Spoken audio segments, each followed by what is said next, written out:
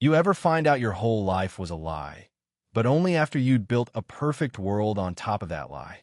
That's what happened to me and my sister. And let me tell you, it all started at a damn private jet terminal tears, family secrets, and a kid none of us had ever seen walking straight into our world like he'd always belonged there. If you think money and privilege buy you immunity from drama, think again. The Gulfstream was just sitting there, shimmering in the sun, the kind of plane that says, "I've made it," but inside that terminal, my life was about to shatter. Jasmine and I burst through the glass doors, our faces streaked with tears, all eyes turning, even Captain Mike, who'd flown us everywhere since we were kids. But this time, it wasn't just another trip to Boston or Aspen. We weren't late for a flight. We were late to the truth. And behind us, there he was, a tall kid in thrift store jeans, clutching a faded photo like a lifeline, sweat on his brow, determination in his eyes. "He's our brother," Jasmine choked out, her voice breaking like glass. I remember gripping her arm so hard I left marks. All these years, how could they not tell us? Security moved in, but the kid Marcus just held up his photo. Whatever was on it, it was enough to stop grown men in their tracks. He wasn't there to cause trouble. He was there to save our father's life. Yeah, you heard right. That's how this mess began. Let me back up a sec. 10 months before that scene, our lives looked perfect. Private schools, manicured lawns, SAT tutors, designer, everything.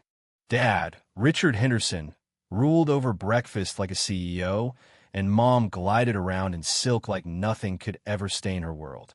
But there were cracks, little things. Jasmine was always a little quieter, asking questions no one wanted to answer, especially about where we came from. "We're adopted," they'd say. End of story. Except it wasn't. I was always the rebel, Jasmine the worrier. But as our 18th birthday approached, even I started to feel a sense that our lives were built on some secret no one wanted us to know.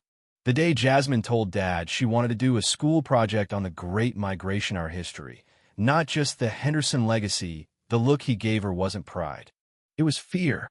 Meanwhile, across town, Marcus Johnson was waking up in a world as far from ours as you could get in the apartment. Sick father, no trust funds, just grit and family.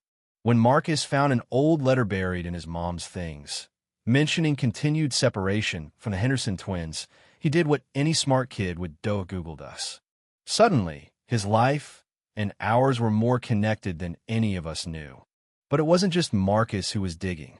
Jasmine had met a history teacher, Mrs. Winters, who encouraged her to look deeper into her roots.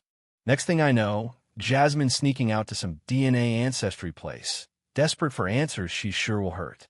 You know what I mean? Sometimes you go looking for the truth, thinking it'll set you free. Sometimes it just blows up everything you thought you knew. The twist?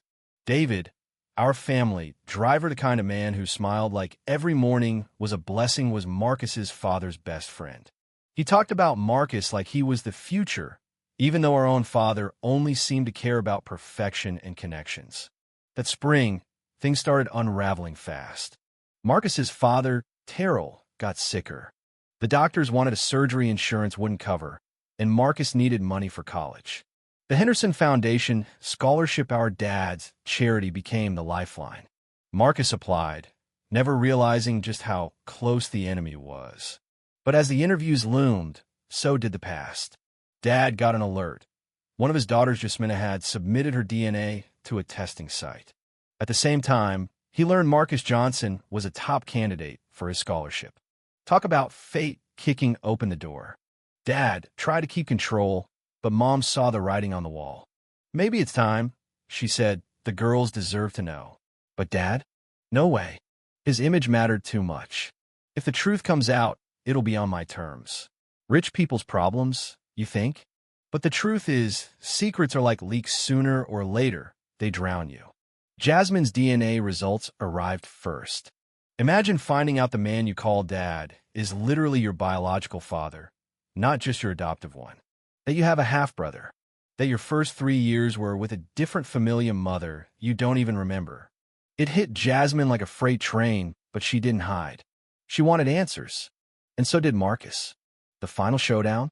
Dad drove to Marcus's tiny apartment, straight from the boardroom to the wrong side of town.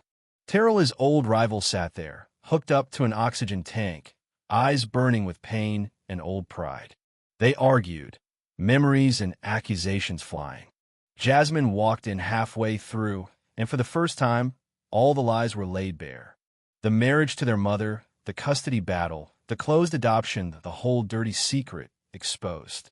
I wish I could say it ended with hugs and forgiveness, but the truth is messy, eh?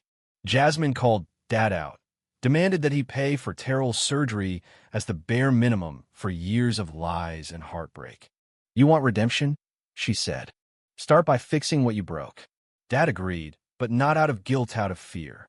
Because for once, we weren't just his daughters. We were women who could destroy his carefully built empire if we chose to. The next morning, I knew something had changed. Jasmine told me everything about Marcus, about our real mother, about how the adoption was just a cover for illegal kidnapping. I couldn't process it at first. You grow up thinking you're special, chosen, only to find out you were a prize in a custody war. That day at the jet terminal, when Marcus walked in, it wasn't about wealth or privilege or who had the best lawyer. It was about family messy, broken, and unfinished. Jasmine and I faced Dad together, but for the first time, we didn't just accept his story. We demanded our own. So what now? Maybe we try to build something real with Marcus and Terrell. Maybe Dad learns that controlling the narrative isn't the same as loving your kids. Maybe there's no neat ending, just a new beginning, full of awkward family dinners and long, hard conversations. But you know what? I'd rather live with messy truth than perfect lies. Now I gotta ask, if it were you, would you forgive? Would you tear it all down or try to build something new from the ruins? Because when secrets finally come out, there's no going back.